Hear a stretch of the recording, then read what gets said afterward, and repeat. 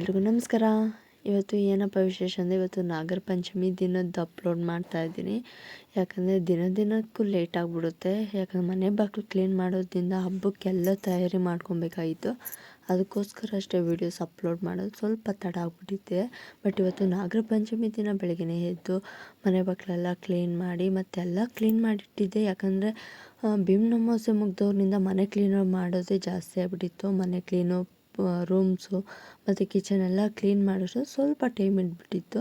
ಅದಕ್ಕೋಸ್ಕರ ಅಷ್ಟೇ ವೀಡಿಯೋಸ್ ಎಲ್ಲ ಅಪ್ಲೋಡ್ ಮಾಡೋದಕ್ಕೆ ಹೋಗಲಿಲ್ಲ. ಅವೆಲ್ಲ ನಾಗರ ಪಂಚಮಿ ಹಬ್ಬದ ದಿನ ನಾನು ವೀಡಿಯೋ ಶೂಟ್ ಮಾಡಿಕೊಂಡು ಮತ್ತು ಇವತ್ತು ಏನೇನೆಲ್ಲ ಪೂಜೆಯಿಂದ ಸ್ಟಾರ್ಟ್ ಮಾಡ್ಕೊತಾ ಇದ್ದೀನಿ, ಯಾವ ಥರ ಹೇಗೆಲ್ಲ ಮಾಡ್ತೀನಿ ಅಂತ. ನಾಗದೇವ್ರಿಗೆ ಹೋಗಿ ಪೂಜೆ ಮಾಡಿಕೊಂಡು ಹಾಲು ಹಾಕಿ ಬರೋಣ ಅಂತ ನಾನು, ನನ್ನ ಹಸ್ಬೆಂಡು ಮತ್ತು ನಮ್ಮ ಪುಟಾಣಿ ಕೂಡ ರೆಡಿ ಮಾಡ್ಕೊಂಡಿದ್ದೀವಿ. ಹಾಗೆ ನಾವು ಹೋಗೋಷ್ಟೊತ್ತಿಗೆ ಮನೆಯಲ್ಲಿ ದೀಪ ಹಚ್ಚಿ ಮತ್ತು ಮನೆಯಲ್ಲಿ ಫುಡ್ ಕೂಡ ಮಾಡಿದ್ದೆ. ಬಟ್ ನಾನು ಉಪವಾಸದಿಂದ ನಾಗರ ದೇವತೆಗೆ ಪೂಜೆ ಮಾಡೋದಕ್ಕೆ ಇಷ್ಟಪಡ್ತೀನಿ. ಒಂದು ಹೊತ್ತಿನಲ್ಲಿ ಪೂಜೆ ಮಾಡಿದ್ರೆ ಬಟ್ ನಾವು ಮನಸ್ಸಲ್ಲಿ ಏನು ಅಂದ್ಕೊಂಡಿರ್ತೀವೋ ಅದು ಪಕ್ಕ ನೆರವೇರುತ್ತೆ ಅಂತ ಹೇಳ್ತಾರೆ ದೊಡ್ಡವರು. ಬಟ್ ನಾನು ಅದನ್ನೇ ಮಾಡೋಕ್ಕೆ ಹೋದೆ. ಉಪವಾಸದಿಂದ ಹೋಗಿ ಪೂಜೆ ಮಾಡ್ಕೊಬರೋಣ ಅಂತ ನಾನು ದೇವಸ್ಥಾನಕ್ಕೆಲ್ಲ ಹೋಗೋದು ರೆಡಿ ಮಾಡಿಕೊಂಡೆ. ಅಷ್ಟೊತ್ತಿಗೆ ಯಾರು ಇರಲಿ, ಎಲ್ಲ ಮಾಡ್ಕೊಂಡು ಹೋಗಿದ್ರು. ನಾನು ಮಾಡಿಕೊಂಡು ಅದ್ಯಾರೋ ಒಬ್ಬ ಆಂಟಿ ಮಾತ್ರ ಮಾಡ್ತಾಯಿದ್ರು ಪೂಜೆ. ನಾನು ಎಲ್ಲ ಮಾಡ್ಕೊಂಡು ಸ್ವಲ್ಪ ಹೊತ್ತು ನನಗೆ ಮನ್ಸಿಗೆ ಸಮಾಧಾನ ಆಗೋವರೆಗೂ ಸ್ವಲ್ಪ ಹೊತ್ತಿದ್ದು ಅಲ್ಲಿ ನೆಮ್ಮದಿಯಾಗಿ ಪೂಜೆ ಮಾಡಿಕೊಂಡು ಆ ವಾತಾವರಣ ಅದೆಲ್ಲ ನೋಡಿಕೊಂಡು. ಬಟ್ ಇದೇ ಫಸ್ಟ್ ಟೈಮ್ ನಾನು ಈ ಪ್ಲೇಸ್ಗೆ ಬಂದು ಮಾಡ್ತಾ ಇರೋದು. ಯಾಕಂದರೆ ನಾವು ಬೇರೆ ಪ್ಲೇಸ್ ಹತ್ರ ಮಾಡ್ತಾಯಿದ್ವಿ ನಾಗರ ದೇವತೆಗೆಲ್ಲ. ಬಟ್ ನಾವು ಅದು ಪ್ಲೇಸ್ ಚೇಂಜ್ ಮಾಡಿದ್ವಿ ಈ ಸಲ.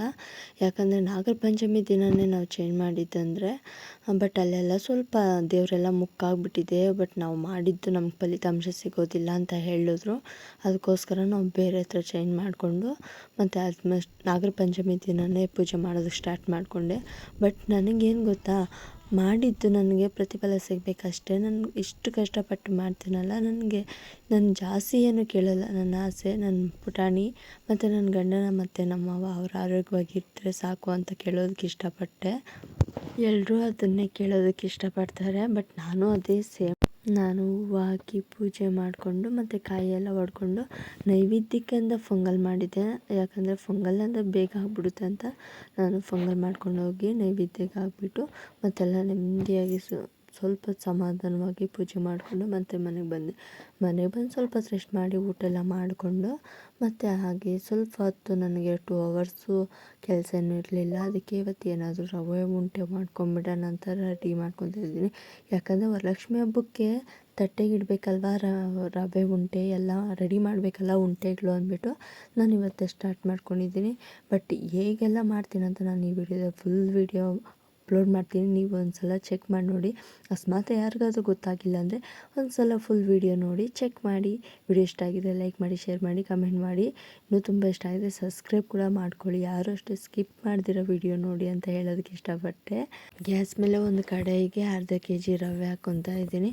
ನಮ್ಗೆ ಎಷ್ಟು ಬೇಕಾದರೂ ಅಷ್ಟು ಹಾಕ್ಕೊಂಡು ಮಾಡ್ಕೊಬೋದು. ಯಾಕಂದರೆ ನನಗೆ ಅರ್ಧ kg ರವೆ ಎತ್ಕೊಂಡಿದ್ದೀನಿ.